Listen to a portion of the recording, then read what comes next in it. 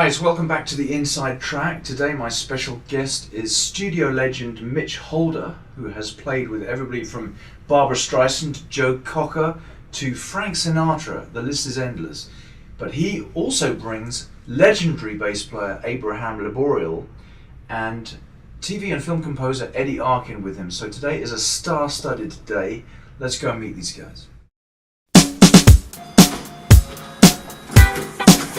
Mitch, how good are you? Good, how are you, man? Are you solo?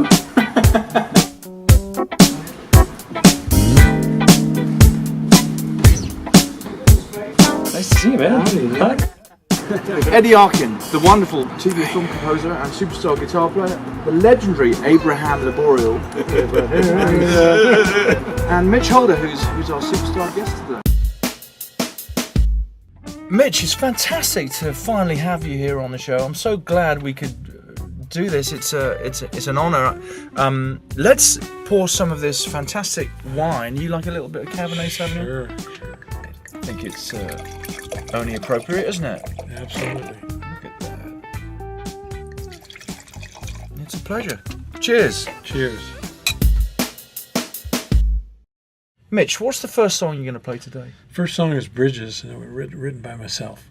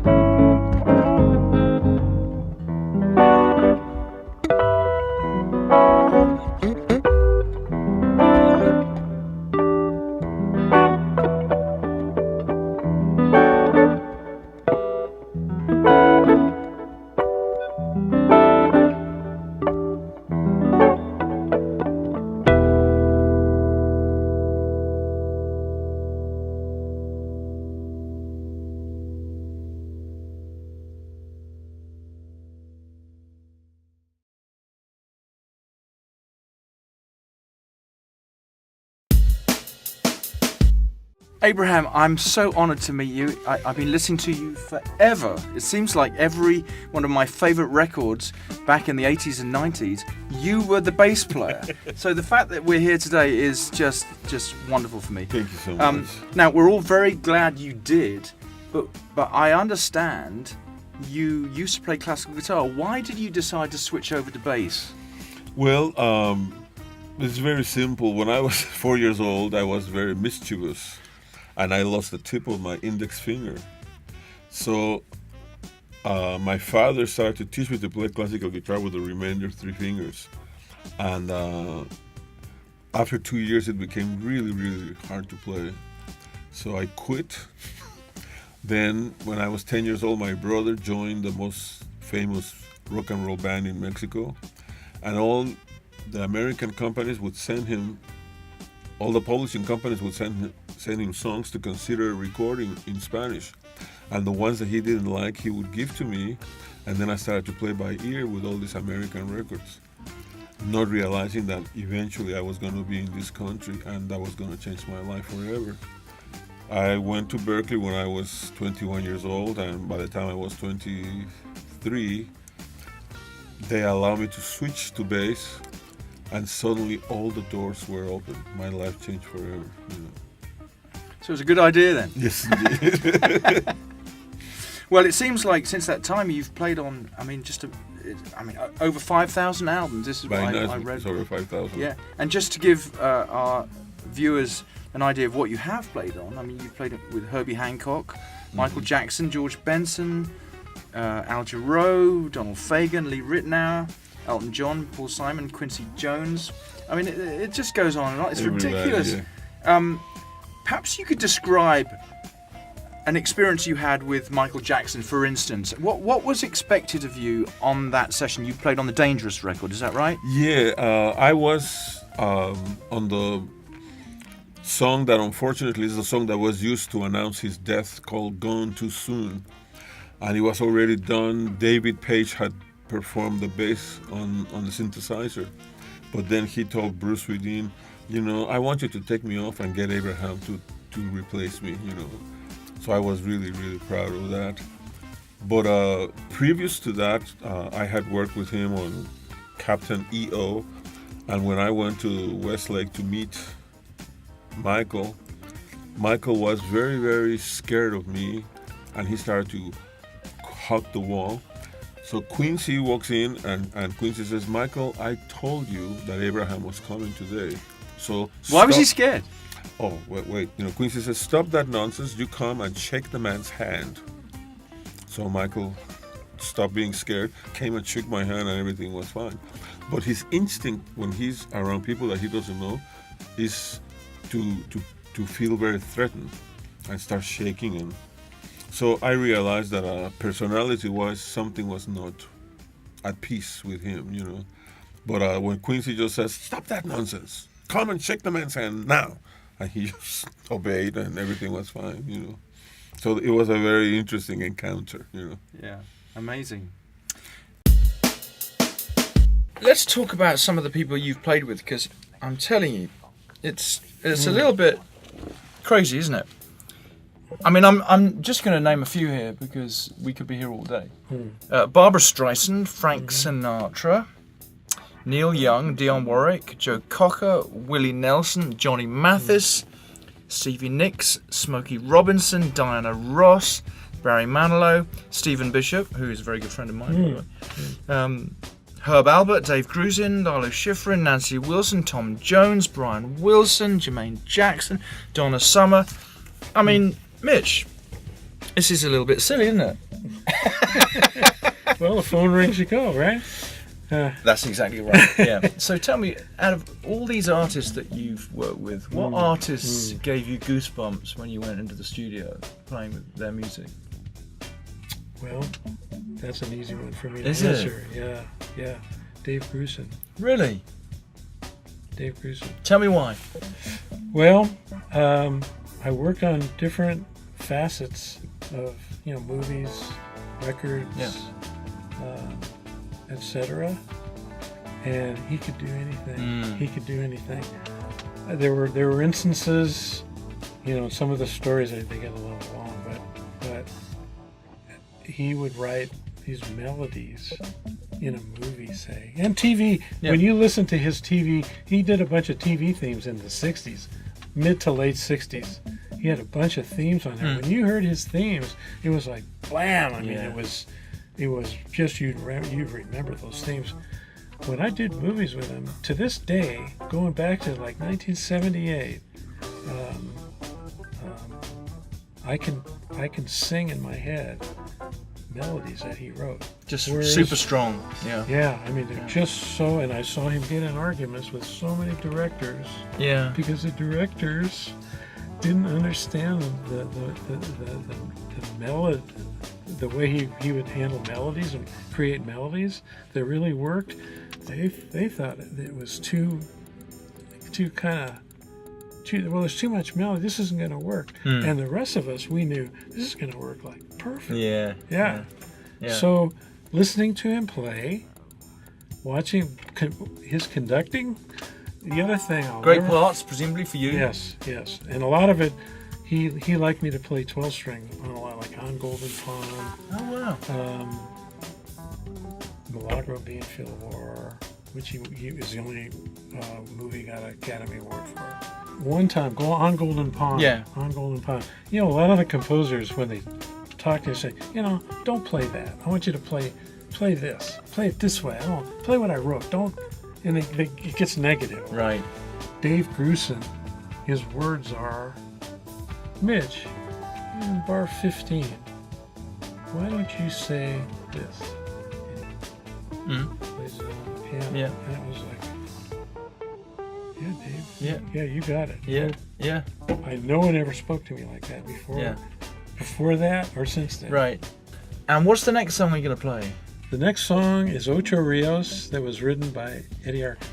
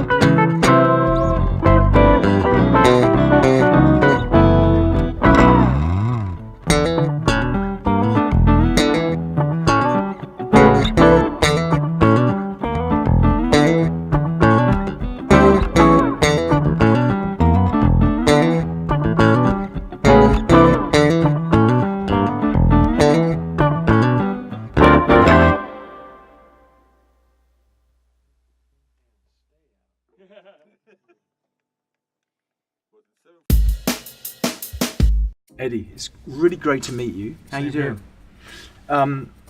You're primarily known in this town as a TV and movie composer, is that correct? Correct, yes. So tell me, did you come to this town with that in mind, or is that something that sort of morphed as you became more successful? I had a talk with myself, like in my early 20s, and at the time I was teaching at USC. I was teaching guitar there, and I was always primarily a composer over a player. And the talk was, gee whiz, how do you think you're going to make your living in this town, and what do you think you'd be more versatile at? And it just column A, column B, the composer thing stacked up. So that's pretty much when I knew I wanted to do that. I would lean in that direction at first as a songwriter. I was when I first got left USC and started on this path of wanting to be a writer and composer. I started off as a songwriter. Some publishers took an interest in me and hooked me up with other songwriters, and because of that, since I was a good arranger, I immediately started working in records. And that went on for a couple of years, and then I decided, well, I really want to do TV and film. So it's not quite a linear progression, as you know, in the music business. It happened gradually. A friend of mine who was doing a TV show needed a theme done at the time in the style of Tower of Power or something. And he was more of a classical composer. I said, oh man, that's easy for me. And I did that for him, and that was the Pink Panther animated TV show. And we all wound up getting Emmy nominations. And then from then on, when I'd call somebody, they wouldn't hang up the phone on me. So it was a good start that way. And from there, I worked.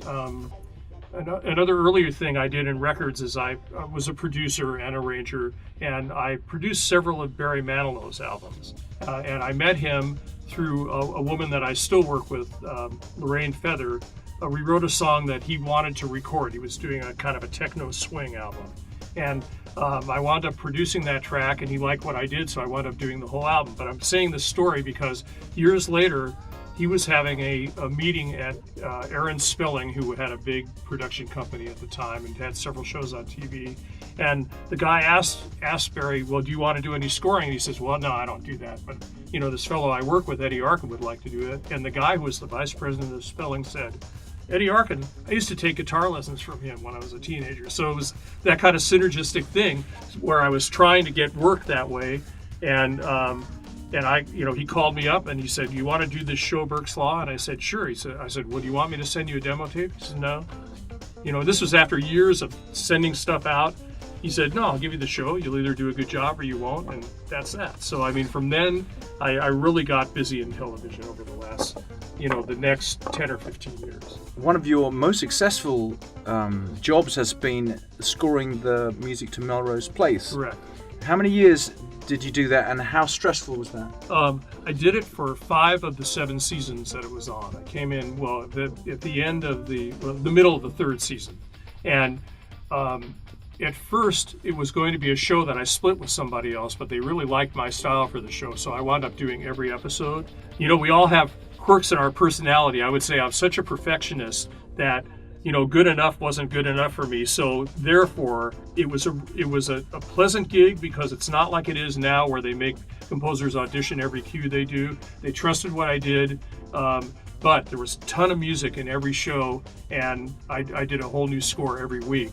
So while I was doing that, I basically didn't really have a life. I just had a few months in the summer when my wife and I would go on vacation, but that would be it. It was a 7-day-a-week job.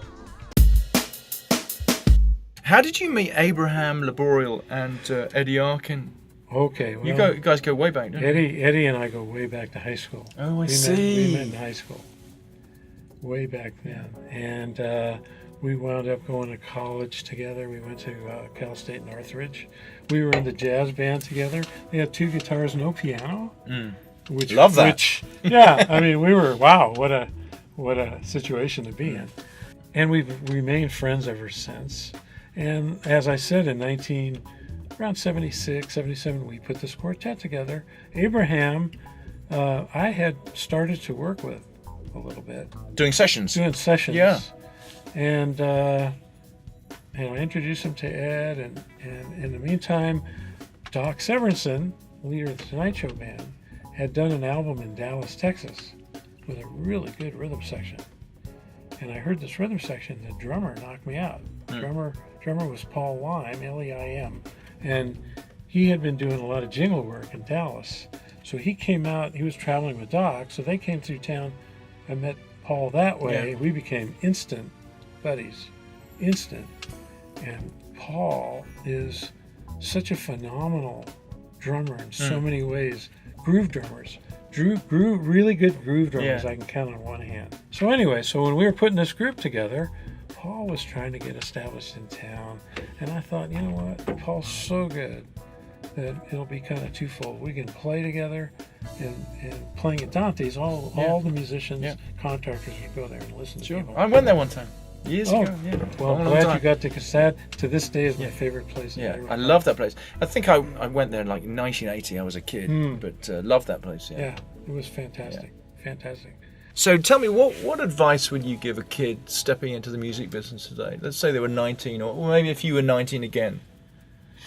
Well, as far as the business, as far as aspiring to be in the business, I really suggest to them, don't play music thinking that you're going to be able to make your living playing music. Play music because you love to play music. Yeah. And then as you go through life, and I know it's hard, when you're young, you're a kid in high school and college on, boy, it's hard to know what direction to go in. But, the bottom line, it's out of our hands. I think the main thing you have to have your radar up all the time and find out what's in front of you. Yeah. And if a situation arises, whether it's in music or something else, grab it.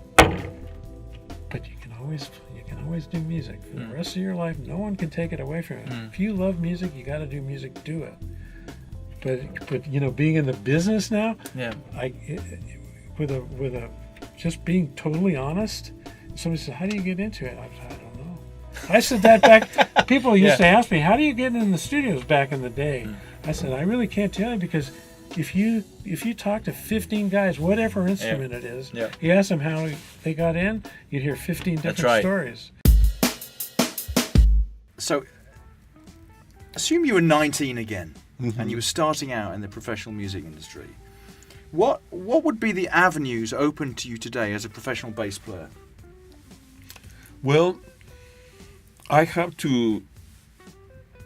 cannot divorce myself from what I treasure the most.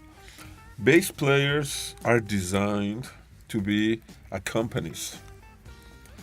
And if you're passionate about making other people sound good and feel good, those avenues are the ones that are really open. Many times bass players want to be the feature instrument, and so they make the mistake that as soon as they are doing an audition, they don't sound like they're accompanying, but they sound like, you're privileged that my bass line is accompanying you. And so that's what I've always treasured that, and the advice that I give to young people is to just fall in love with being an accompanist and making everybody else to understand the role of the bass. Because when people ask you to step out and be a soloist and be featured, that's always going to be there because it's part of your heart. But that's not the identity. It should not be the identity of a bass player.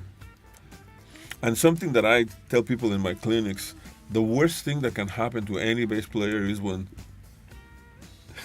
the people in the band says, "It looks like you and I need a bass player." We know there's something wrong when that happens. Yeah. So we all know that the music business has changed quite dramatically. Are you as passionate about music as you ever have been? Yes, I am. I think mostly because I was never part of the... there's anecdotes I can tell you, but I was never part of going to business meetings. I was always part of just the musical decisions. And musical decisions are such a wonderful privilege. It's like you take an idea that hasn't quite been born, and you start shaping it, and then it becomes something that is really living and that communicates to other people. And so that transformation that cannot be described in words, that can only be experienced through music, I is think still that, I there. think that's the drug. Yeah. That's what keeps us all going. Exactly. Just the fact that you create this thing from nothing. Exactly. Music is Yeah. invisible. Yeah. It is invisible. And so when suddenly there it is, and it means something not only to me but to the people that I'm sharing it with. So, and finally, is there any specific advice that you always like to give young guys coming up in the business? More than anything else is to remember that if they are choosing the bass as their main instrument, that they have to learn and make sure that they're providing that function of being the bass player upon which everybody else can build. My teachers in Berkeley said to me that the bass is the house where all the musicians and singers find refuge. And if you forget to function as a bass player, you're leaving everybody homeless. And you said a very interesting thing to me in the studio just now. The bass is never wrong because all the chords spring from what you play. Yes. I love that. Yeah. Every chord is named from the bass. Abraham, thank you so much. My It's great. pleasure, Lovely. Christian. We got it. Thank you. What's the next song? Passages that Eddie wrote that he dedicated to Chet Atkins.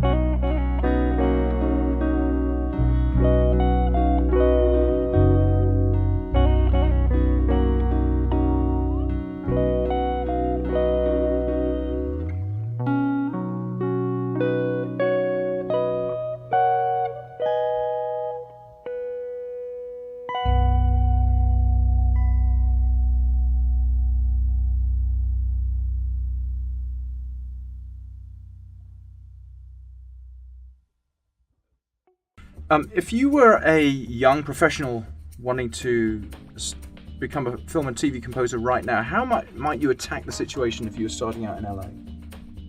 Well, it's different than from when I started. I mean, you would have to be as much a musical talented person. You really have to be a techno talented person, and there's no way you can do that without having a full complement, a whole studio in your house, Pro Tools, all the sample libraries, and really be adept at that stuff. And then I think if I were starting out now, I would try to apprentice with somebody, like Hans Zimmer would be, if you could get to be one of, the people that work at his place, you could work your way up and maybe get some opportunities that way. It's hard to do it cold turkey now. And there's less work. I mean, in a way, there's more work because there's cable TV all over the place, but there's less work that pays decently. So if balancing the practical with the the more spiritual or musical, you have to put yourself in a position where somebody's going to bring you along that will get you gigs that actually pay money. And what projects have you got coming up? I'm working right now on a project with Lorraine Feather, who I mentioned before. We make these very unusual jazz albums, and the last 5 albums have all been Grammy nominated. I produce the albums and I write the majority of the things on there, but also some of the songs are written by Russell Ferrante, Dave Grusin, Shelley Berg, and the bands are wonderful that we have on the record. So, talk about the psychological aspect of doing sessions back in the day. How do you stay sane? I remember talking to Dennis Budimir about this back when I wrote my book that we were just talking about. Yeah. And he said you just sort of flicked a switch, because I can imagine, 3 sessions a day, 6 days a week. I mean, that's got to take a toll, right? The main thing about it, and you have to go day to day, like life in general. Yeah. But the main thing was that 3rd date or 4th date, at the end of the day, could be late at night. You've got to be, or at least give the impression of being as fresh as you were when you got to the first one. And have that ability to produce what they need. Yeah. You have to not have any preconceived, whether you've worked for them before or not, ideas of what's going to be involved. You've got to walk in and push the clear switch. Wipe out anything in your head. Walk in, see what it is, and deal with it. Yeah. As best you can. Yeah. Mitch, listen, it's been so great having you here. My pleasure. And, we're going to do this again. Much. Guys, well, that just about wraps up another edition of the Inside Track. What a show we had today. Mitch Holder, thanks so much. Eddie Arkin and the legendary Abraham Laboriel. Hope you guys enjoyed it. We'll be around for the next edition of the Inside Track. Stay close.